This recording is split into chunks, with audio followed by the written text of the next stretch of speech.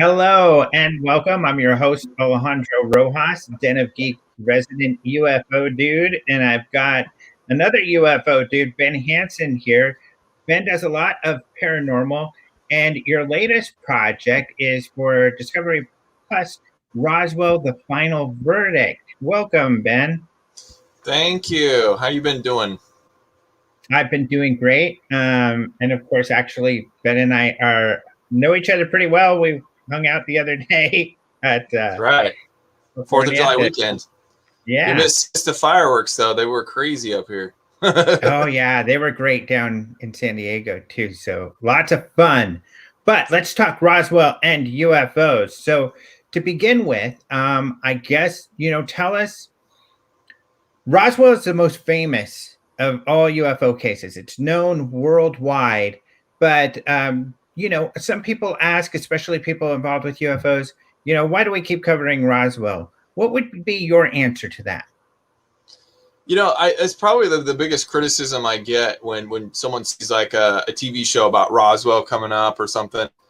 And first of all, I would venture a guess those people who are criticizing, I would say probably 90% haven't even read a book on Roswell. they just know it from pop culture like most people, and it is not the end all event that would define, explain, and prove the existence of extraterrestrial visitation or not. It is not that, but what it is probably the most well documented and the most well studied alleged UFO event in our modern history. We have, as you know, sightings, a lot of sightings. If you go into ancient astronaut theory, perhaps recordings of, craft in the skies for century or millennia. But this is the first modern day that gains so much attention because here you have the government officially taking a stance. They made a declaration which was got world coverage instantly, that the U.S. Army Air Force had recovered a flying disc, right? And this was during the flap of 47, where the summer, everything was going on in the Southwest. There were a lot of sightings. And so you have the Army Air Force saying, we have one of these things. Like, whoa, okay. And then within a couple of hours, they issue a retraction, which appears in the paper the next day that it was a weather balloon. And so begins the legend. But I think that people who just don't understand the timeline of events don't know the layers involved. They don't know the research involved. And even if they think they've heard it all, it is still something that many researchers consider the holy grail. Because if you could find the physical evidence or actual bodies that allegedly were recovered, then you could show that the government had been involved in this conspiracy since at least the late 40s. And that's why it's very, very important. Mm-hmm. Now, with these new sightings and information that have come out, so for instance, the military or the director of national intelligence just put out a report on UFOs, a few pages, public report. However, with all of these sightings that have been in the New York Times and otherwise, these military sightings, there aren't any official reports on any of these. However, Roswell has two very large official reports, which is interesting that the government should feel that they need to do that. But they also said, you know what, this was a mistake. It was a top secret project called the Mogul Balloon. Why do you think people doubt the government's explanation? Because the Air Force officially changed their explanation at least 4 or 5 times, if you consider the one with the crash test dummies, right? And so they keep changing it just so blatantly. So, for example, you go back to day 1, okay, when it's reported in the paper, as they transport the materials from Roswell to its first stop in Fort Worth, I think. Fort Worth, thank you, Fort Worth. They've already prepared the bait switch, right? And I can confidently say that only because I believe we have so many witnesses who, before on their deathbeds, well before even, we're starting to say, I regret having been part of this. This is not the debris that was brought. It was prepared in the room next to us. bring it in, switch it up, bring out a weather balloon. So that's the first revision of what it was. And then you have later, many years later, a congressman from New Mexico gets involved and says, hey, this is a time on Unsolved Mysteries, and some of these shows were starting to take notice. Stan Friedman had already started doing his initial groundwork and research and turned it over to Kevin Randall and Don Schmidt. And so all of a sudden, everyone wants to know about Roswell because all the witnesses are coming out. They're finally feeling like some of them actually received death threats, and they finally feel like I can talk about this because it's starting to show up on TV. And so the congressman petitions the Air Force to do an official investigation into it, and then they come out with the third declaration that this was a top secret, the mogul weather balloon, event. Okay, so that didn't satisfy people for very long because you have stories of the bodies, and so that's where the fourth thing comes out, or is that the fifth? I lose count. These are crash test dummies that were being used at the time, and that's why they looked kind of mangled, and they drop them from a distance, and they use them for. Okay, so what's interesting, and I wish I knew the exact reference to this, but the press at the time, when that final rendition came out, one of the reporters asked and said, "Oh, come on, you really expect us to believe this? What are you going to do now if people don't believe this and go along with it?"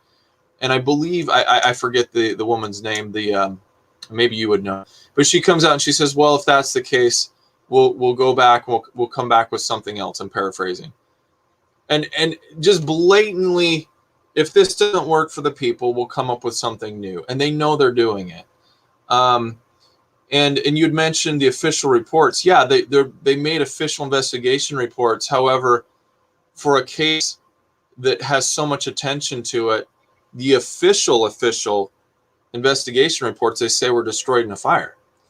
Right. So the Roswell Army Air Force Base had a fire at some point, and along with it went all the records, conveniently.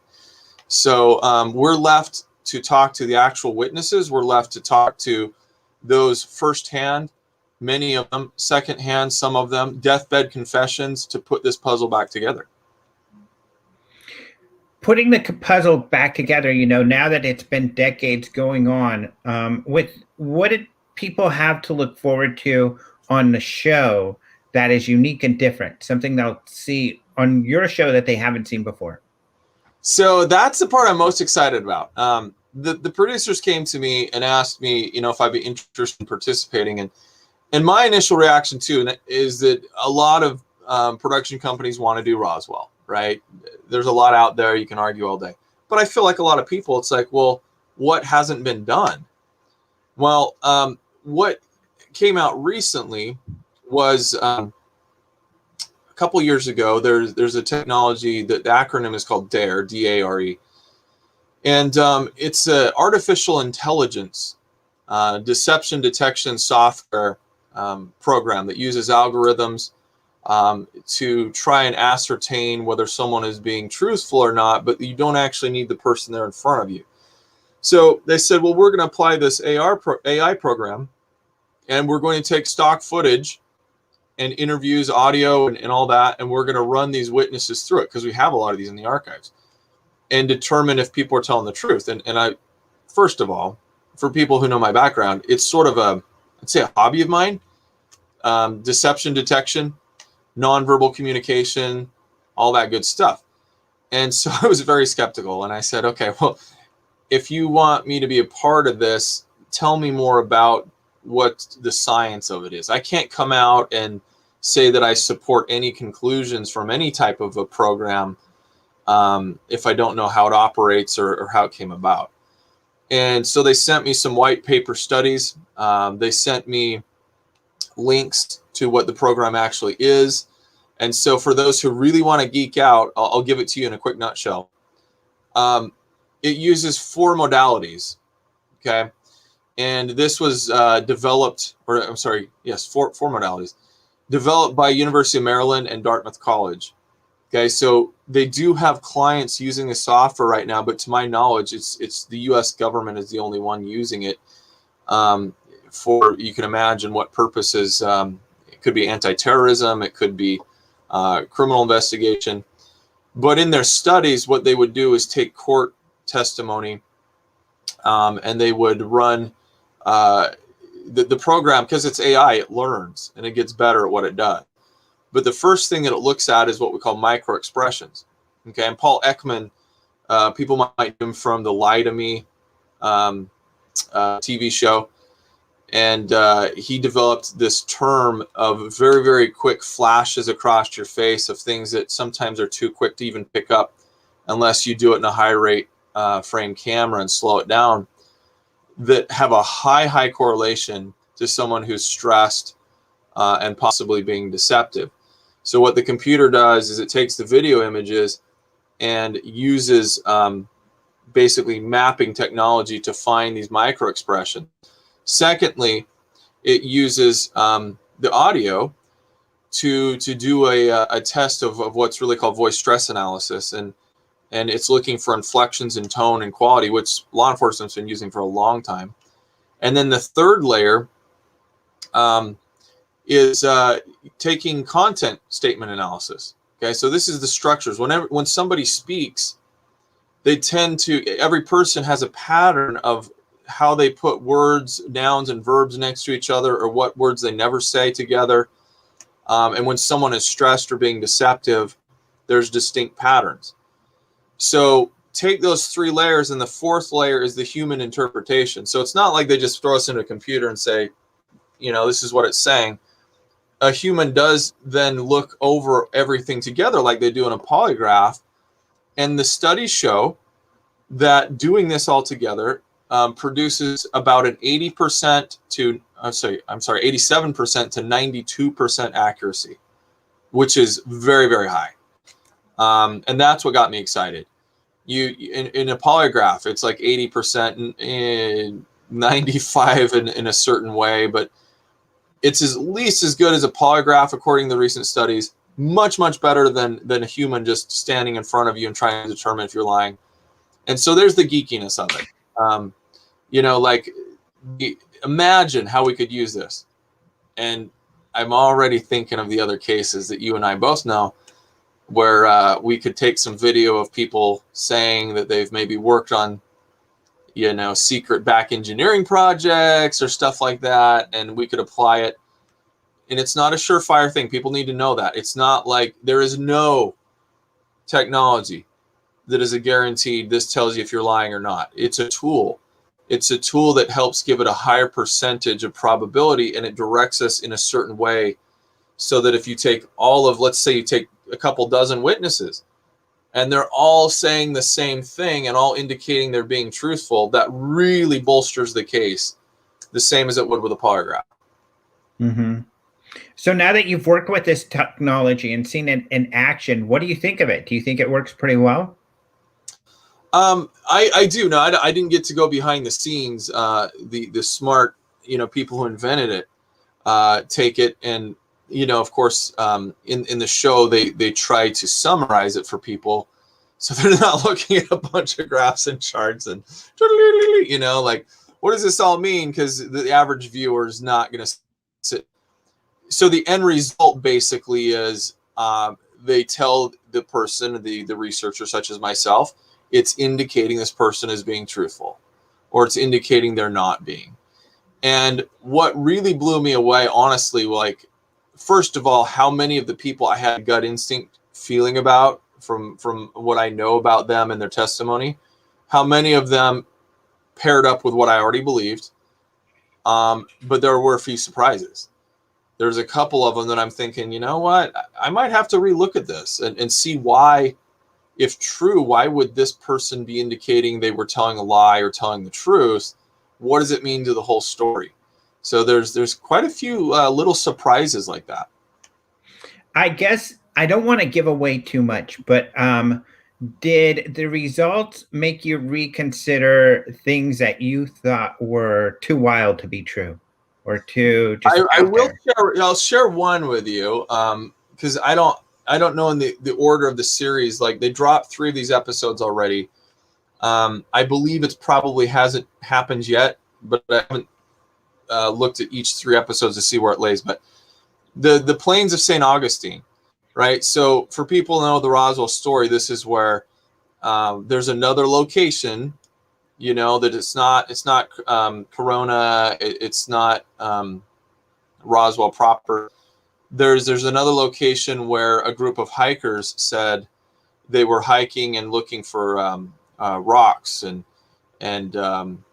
on a geology trip, basically, and there's a little family there. Then there was another university excursion that was happening, and these 2 groups met up at a crash site, right? And one of the individuals at the time, I believe it was 5 years old. Am I right? Is he 5 years old? I think you're right. That sounds right. Yeah. So he claims he remembers when he was 5 years old coming across this with his family, and the crash disc basically kind of split open, and there were occupants outside of it, and they approached, you know, the craft and saw the insides of the craft basically, and things kind of hanging out from inside of it, and then this other group appears, and this is a geologist who teaches at university or something. So there was a lot of detail in his age, right, for a 5-year-old to remember. He could have been a little bit older, and apologize for those fact checking me here. But I was like, I don't know. It seems like it's embellished or completely made up. So the AI did indicate, though, that when he retold this story that he was telling the truth, that's what he saw. Now you have to remember too, and I don't know how much they get into this, probably not a whole lot in the TV show. When you get into the background of what people believe, polygraphs, this technology, everything, if you, let's say, had a very active imagination or had been on hallucinogenics, if you envision something and you believe that's what you saw, you're still going to indicate you're being truthful, because you're being truthful about what you experienced, if that makes sense. So with that caveat, I don't think a 5-year-old's using hallucinogenics. I do know they have active imaginations, but you had several other witnesses there. And it's something to reconsider, you know, and say, well, if that is true, what does it mean to the whole story about the crash site? What does it mean about occupants? Was there more than one craft? Are we talking about the same one that split up and, you know, landed in a few different places? Like Don Schmidt says, maybe there was like an escape pod that kind of split off. Critics will have a field day with this. Of course they will, because they'll say that we're trying to make the facts fit, you know, the story. But as I've always said, we just go where the facts lead us. What it means is I set it aside for now, and I kind of, okay, let's see if it fits somewhere else. I'm not going to force it to fit, but it is interesting. It's interesting that this still has some validity. Mm-hmm. Now, another thing the show does, I think that's important, especially for those not as familiar with the incident and all the details surrounding it, is that you all also cover the case thoroughly, correct? So yeah, the really cool thing too is that, like I said, not many people read books anymore. I think I've got probably, I don't know, well, 4 books basically just on Roswell and different aspects of it. And I'm a geek in that way. Like, I've learned to speed read a little bit, and you know, it's part of what I do. So I get it. But people, let's say your next door neighbor has only heard of Roswell by name, and it's like, oh yeah, there was that TV show on the CW, or yeah, I remember that they said aliens crashed there, you know, and then the government tried to cover it up, and then in Independence Day the president learns about it. Like, that's all they know, right? And so for somebody who really does want to be informed but doesn't have time to read a ton of books, this is the perfect series, because it takes a very factual retelling from the witnesses themselves and from archival footage of how the timeline went. Okay, from the beginning when Mac Brazel in the storm and he finds the debris, to what happens with Ramey, the press release, Jesse Marcel going out there and helping with the debris and why he thought it was significant, to who he showed, and then the recovery efforts, right? And that's where the cover-up really starts to cement. And what I think is, if there's a takeaway from this, it's undeniable. Anyone who watches the series and understands the timeline of events, it's undeniable there was a cover-up. By definition, it's a conspiracy even, because the government, at very least, were extremely inept and misinformed if this was a weather balloon the whole time. But if you take any of the dozens of witnesses' truth, if you believe them at all, you're also going to know that this was deliberate. This was deliberate. Now, of course, it doesn't mean that it was extraterrestrial. You could still make the argument that it was some highly advanced weather balloon.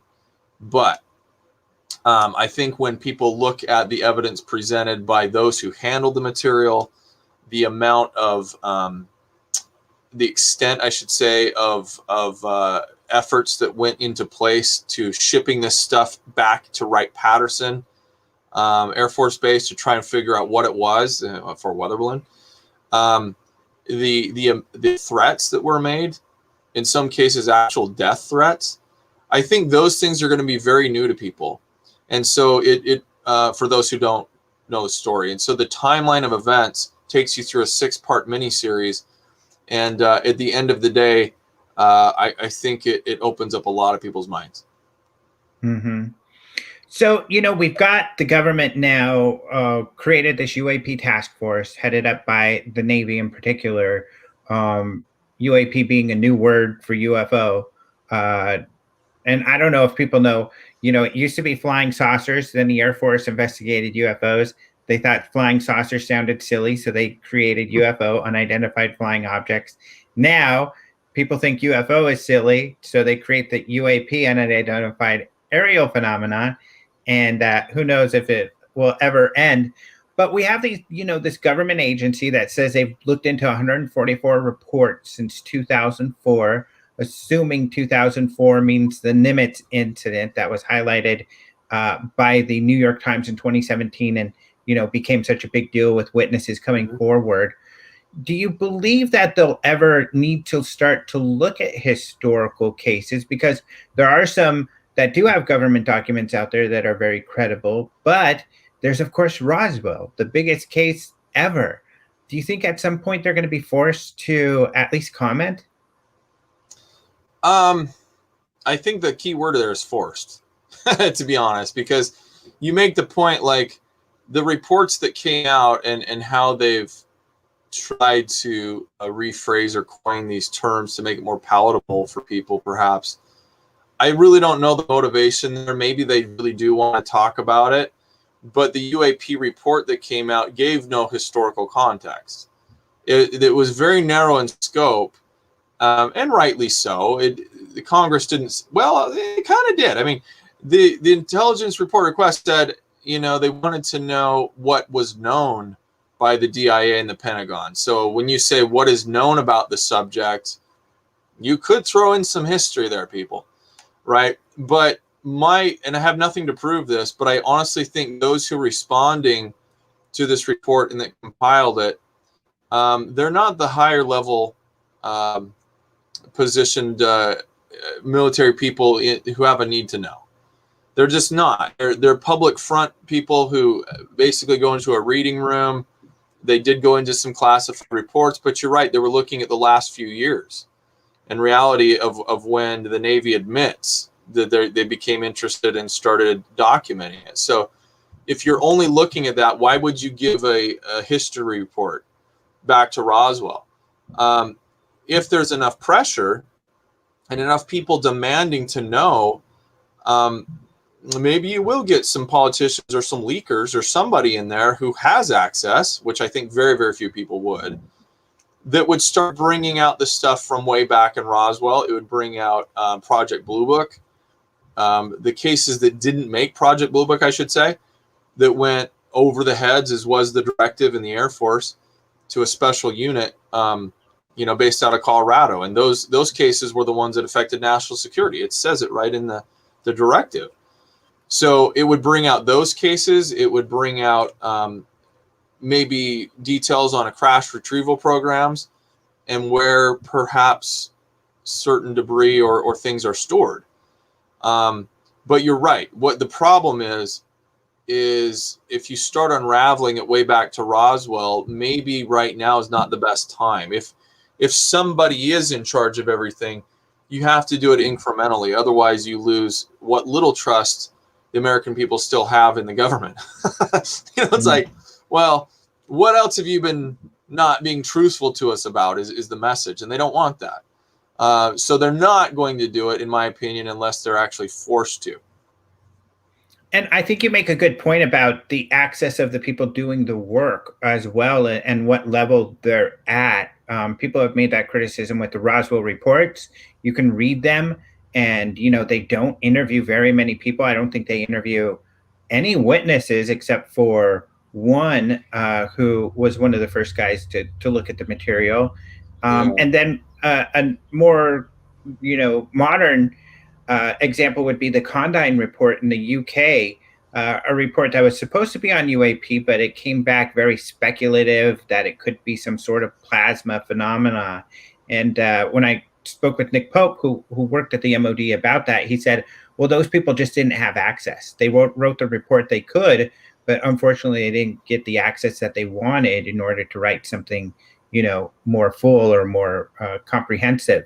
So you make a great point that could be what the current UAP task force is running against. And it's really disheartening, because there might be people who would want to come out and to talk about it, but we can't be too harsh on them. I'm not saying the people, the public affairs officers and those answering questions, I'm not saying that they aren't hiding something, but more likely is that they themselves just have no clue. And more you're getting that from the Navy videos, the Navy response. You get the feeling this isn't the first time they've had this happen. I mean, they seem to have some sort of a program in place to take this to the higher ups, but at the same time, I feel like they're scrambling themselves and they don't have answers.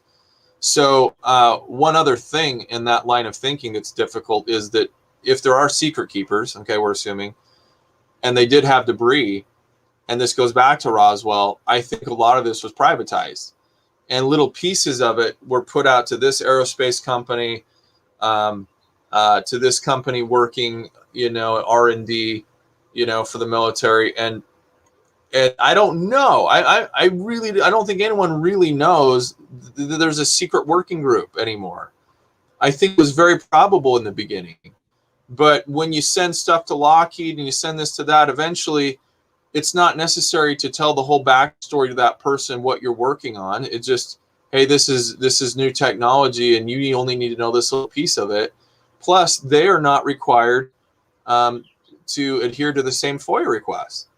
Because they're contractors, you can file your FOIA, and perhaps get nothing out of it because they're private contractors. They're not the government themselves. And so you can kind of play this shell game, and now it's kind of like I don't know. You take a wine glass and you throw it on the ground, and you got all these little pieces of glass everywhere. You can tell there's glass, but how do you put it back together to see that it was a wine glass? Because it's just all over, and it's really frustrating. So, gosh, I don't know. I think whoever they are, the visitors probably hold all the cards, and I don't know that we as a nation, or even with our other countries who keep records, I don't know that we're going to even ourselves maybe put together enough for people to be able to swallow it, and for us to even put the whole picture together, unless they decide, hey, it's time, we're going to make a showing, we're going to do something like Phoenix Lights times 10, all over the world. And then who cares about history? You know, they can come out and tell us themselves, or perhaps we'll start to see the documents come out at that point. Mm-hmm. Right. And I did want to mention, you know, the scenario that you went over of debris being handed out to private industry is a scenario that is alleged by Colonel Corso, who was a decorated officer in World War II. He says that's what he was tasked to do. And he's got a New York Times bestseller out there called The Day After Roswell. People can look at It was a great book, openminds.tv. despite the fact that it received a lot of criticism. That he said a lot wasn't proofread or accurate. So, which is, I hate that. How much of it's true then, Corso? You know, which parts? Which parts? And were unfortunately, relevant, he's passed away, so we can't ask. But people can watch your show on Discovery Plus, and so new episodes come out weekly, and I guess about half of them are out already. Is that correct? Yeah, so half of them dropped on Friday, which was the 2nd of July. Yep, 2nd of July, and then one every Friday. So in a couple days here, you'll get episode 4, and then 5 and 6 the following weeks. And I've had people tweet me that they've seen the whole season already, and it was excellent. I'm like, well, you saw 3 episodes, unless you get them before I do. But you gotta watch the conclusion of it. Really well done, and it's a UK company actually produced this, and I can't wait to see where else we can take the technology, and to get the conversation, you know, out there more, so that people have real facts and not just pop culture is great, but really know what's going on. Mm-hmm. And I guess keep an eye on Discovery, your social media, and my social media. We're going to be hopefully working with Discovery to try to get some more information out on this topic. Yeah, Alejandro is going to be working with us a little bit, Discovery Plus, and we hope to be giving some press releases on some things that we're working on here, keeping you all informed over the summer. It is the summer of UFOs, and we want to keep the momentum going. Because the report, the preliminary assessment, there is some likelihood that there's going to be a larger report. But again, I'm not holding my breath that it's going to be any bombshell. What we need to do is just keep the conversation going, and help our political leaders know that this is very important to follow up on. All right, great. Thank you very much. And thank you, everybody who watched. Be sure to check out the show on Roswell, The Final Verdict on Discovery Plus. Thank you all, and we'll see you next time. Thank you.